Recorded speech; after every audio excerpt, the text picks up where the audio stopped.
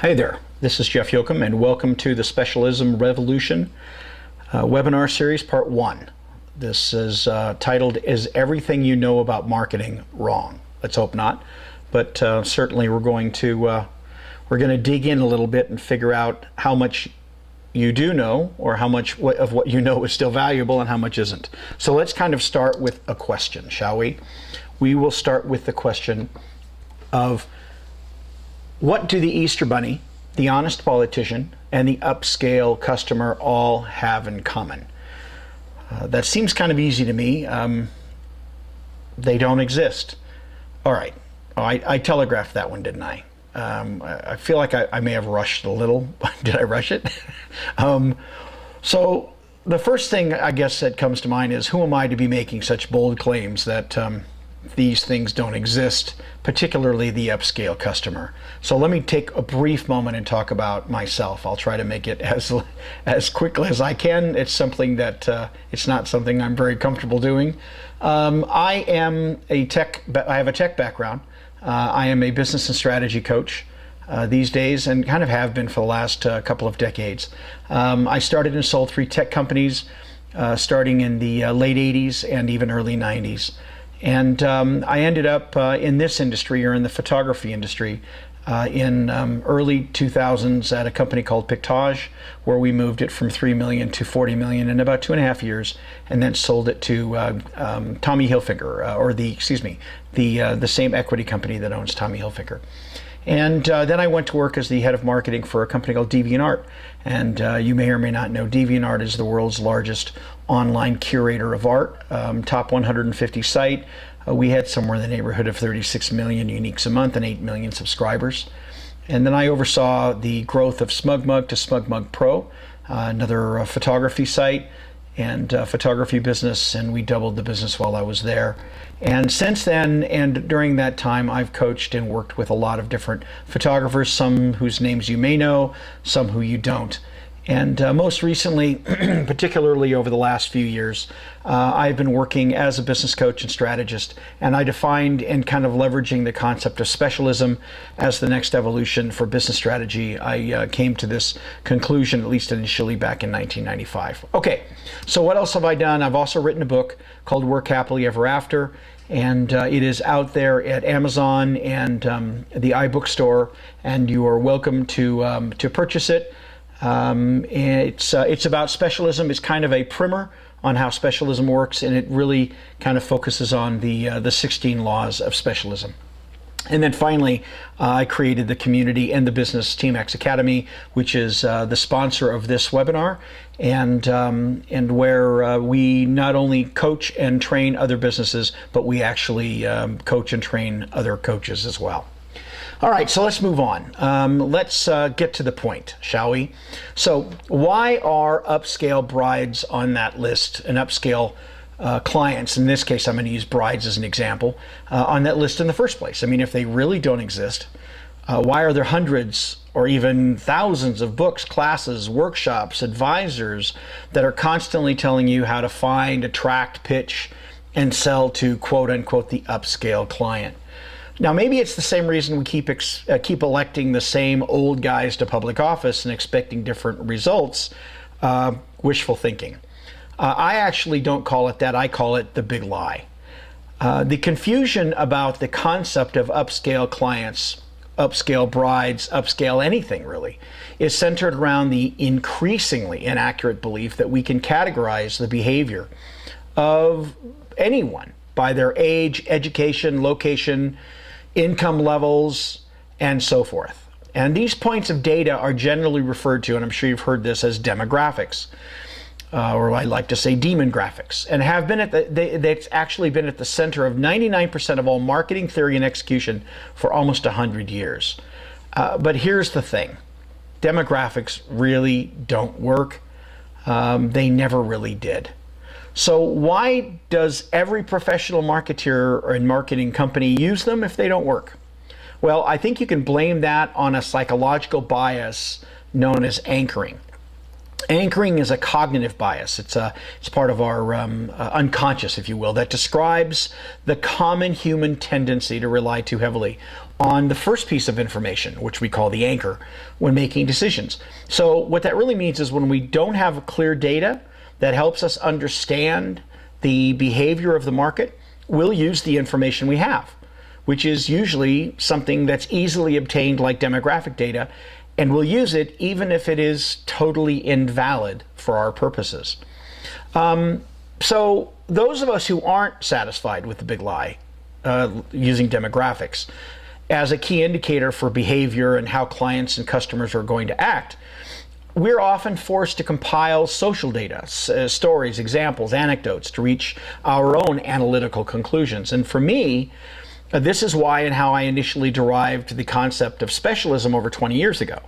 The goal of this type of social research is the need to add behavioral metrics to our analysis. I mean, what that really means is how people act rather than simply who we are. So the primary goal of social and behavioral sciences is to determine why do people act the way that they do, and then when are they most likely to act that way predictably.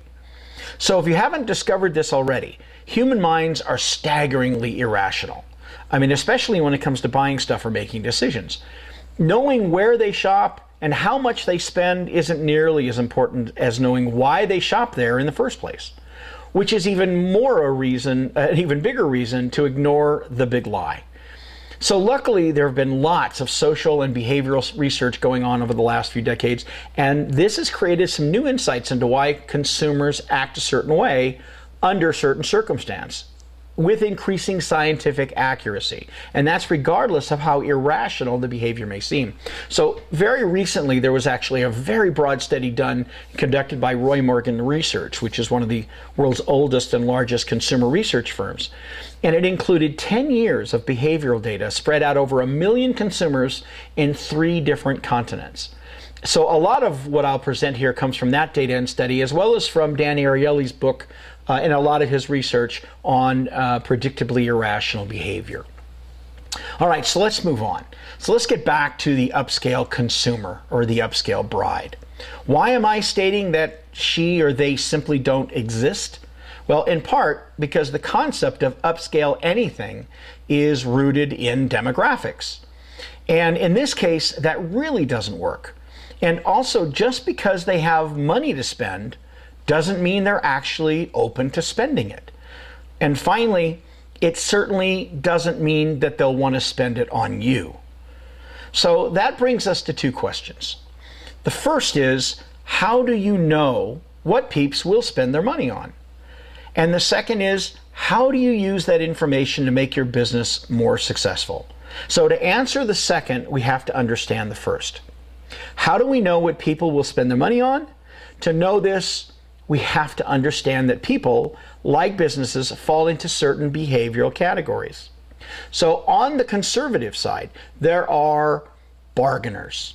And a bargainers buy based on status or brand, features, and price. Now we'll dig into exactly what that means in a few minutes, but next we have the explorers, who spend money on things that are a reflection of their distinctive values, primarily based on authenticity, discovery, the ability to discover things and kind of finding out new things, and individuality, something that is directly relatable to them. So they celebrate the small and local artisan businesses. It helps them self-actualize to buy products and services from people they see as real and genuine.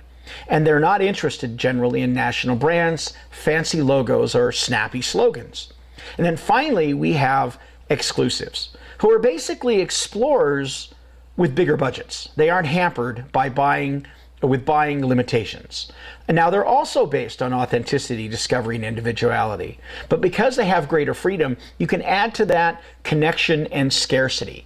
Now this means that along with the need for real and genuine, they also have an increased awareness and importance of who and why of your business purpose. They want to know who and why you do what you do and who you are.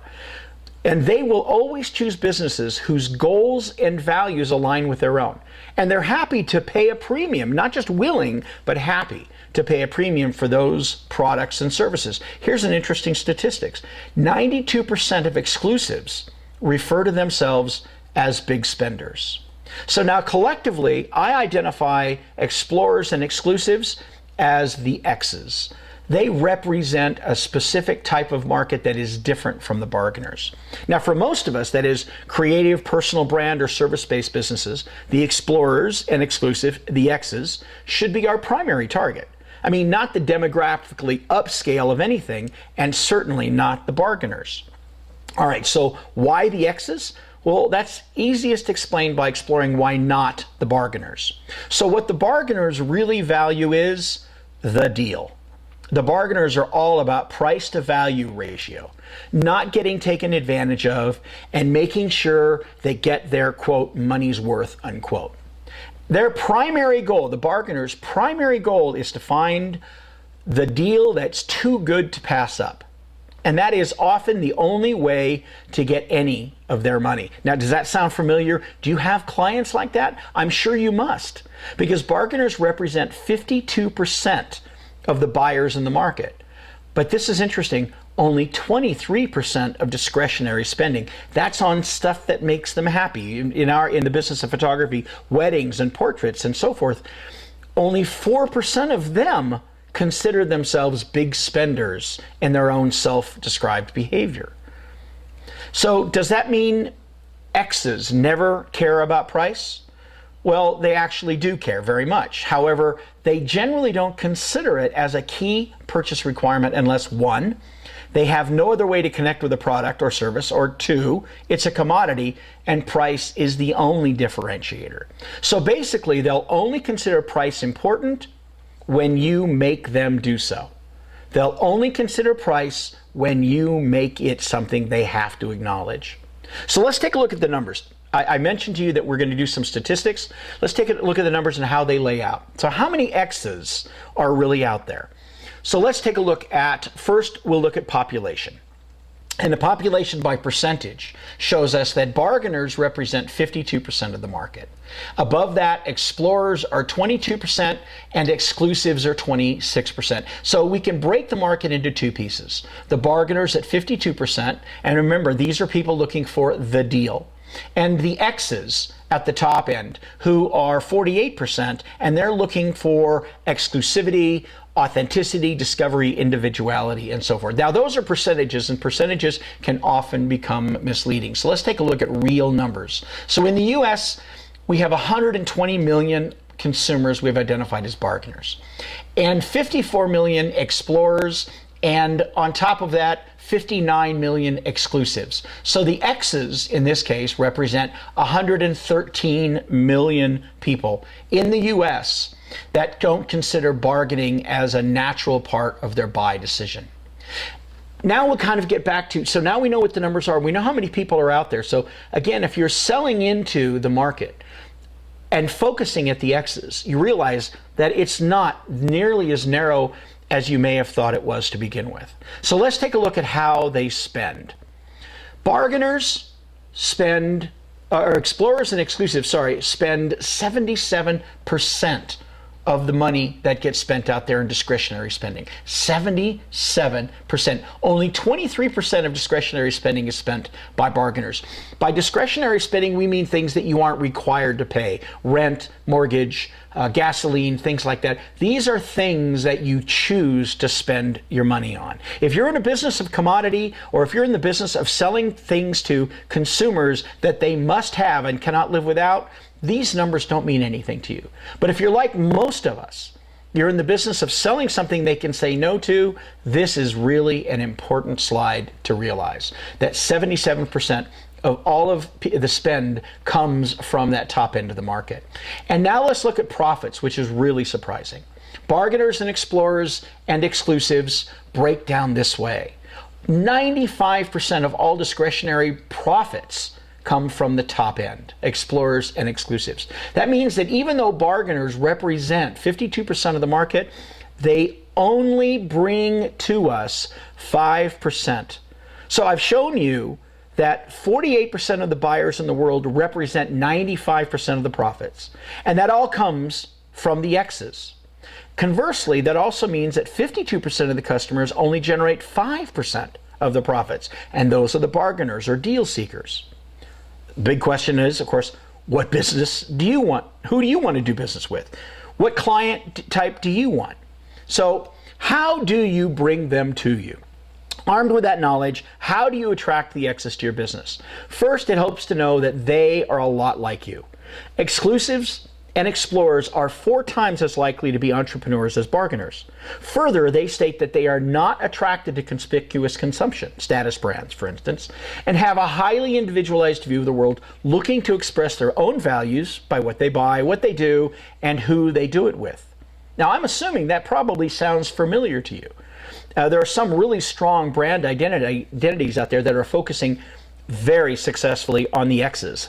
Lululemon, is that how you say that? Lululemon, Mini Cooper, Anthropologie, and of course, Apple. Do you consider, I mean, from as listeners, as consumers, do you consider those brands representative of you? If you do, you're an X consumer.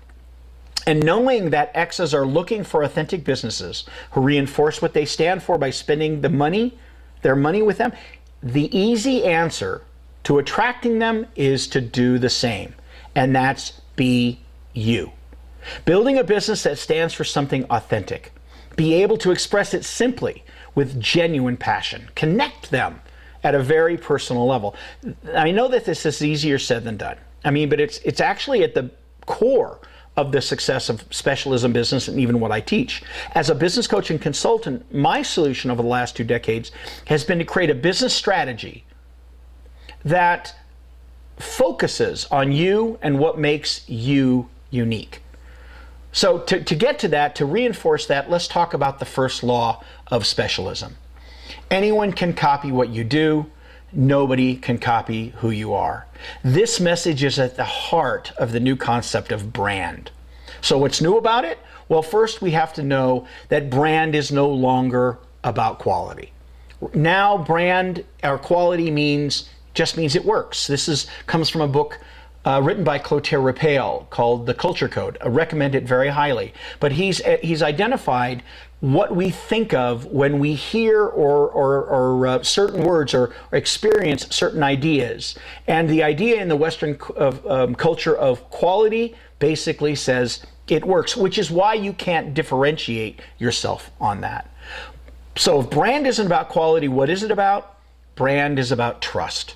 In the new market, brand is about trust, and trust is earned through behavior and declaration of purpose, not fancy graphics or years of experience. Trust is the new coin of the realm in businesses.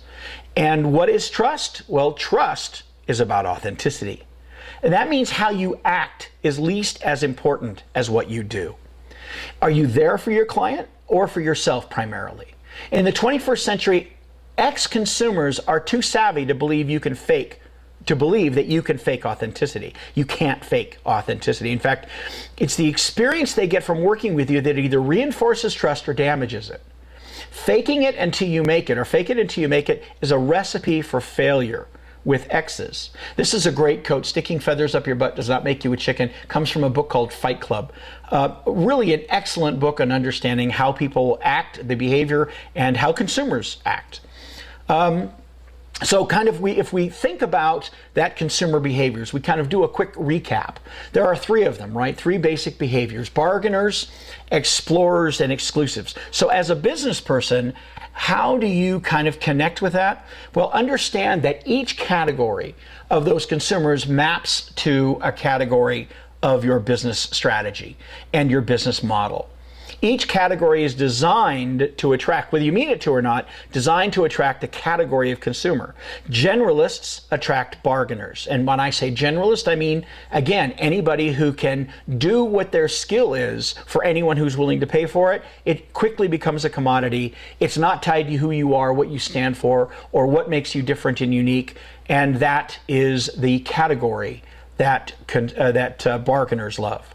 Specialists, on the other hand, these are peeps who've defined a niche market or skill. They attract explorers, people, again, who are looking for ways to individualize and ways to self-actualize on their purchase decisions. And those businesses that reach into the specialism category, that's where your business purpose and brand is based entirely on your authentic personality and purpose. They attract exclusives. And this is basically how the business percentages lay out. 75% of businesses choose to be generalists. They're attracting 52% of the market, 5% of the profits. The other 48% will get divided between specializing and specialism categories, with the bulk of the profit being loaded into the top 5%. So the big question is, where do you want to be? Do you want to be at the bottom of that pyramid? Do you want to be at the top of that pyramid? So a little friendly advice as we kind of come to a close and move on. How to get there? There are 3 things I want you to kind of know. 1, ambiguity is the enemy of authenticity. Be clear. Clarity is where trust is born. Clarity is the thing that drives trust forward. And the second is self-doubt is the enemy of independence. Remember, independence is key to the Xers. You have to be confident you are good enough and you're better than at least 50%, even if you consider yourself average. And finally, experience. Be open to being wrong. Maybe they're right is the key to a growing success. Most of the time, everything you know will stop you from learning the things you should know. So the conclusion is that being you is not only enough when it comes to how you feel about yourself, it is increasingly essential if you wish to be part of tomorrow's successful entrepreneurs. Moreover, your business needs to reflect that. If you wish to get a deeper understanding of how to do this, the differences between the 3 categories, even in business, the generalist, specialist, and specialism, or on how to create even 3 perfect words that can change everything for you. If you wish to pursue the specialism model, you can visit me at Team X Academy, which is the website name here, where you can join our Specialism 101 course, begin every 3 months, as well as check out coaching with me. It's on the site as well. But most importantly, and this is free to you, I want you to think about joining the movement, the Specialism movement. You can do that by going to Facebook groups, Specialism. There's a whole bunch of people up there who love to talk about this, who are learning it just like you are. This is the new model. This is the new generation. Those X's we talked about, by the way, dominate the under 50 age group, which means that over time, that 48% is going to stretch way up into the 50s and 60s. And they're going to dominate all markets in the future. And as an entrepreneur, if you're not identifying and focusing on them, using specialism as your goal, you're going to get left in the dust. Okay? So we'll see you at the next Team X Academy webinar. Thank you. This is Jeff Jochum. I appreciate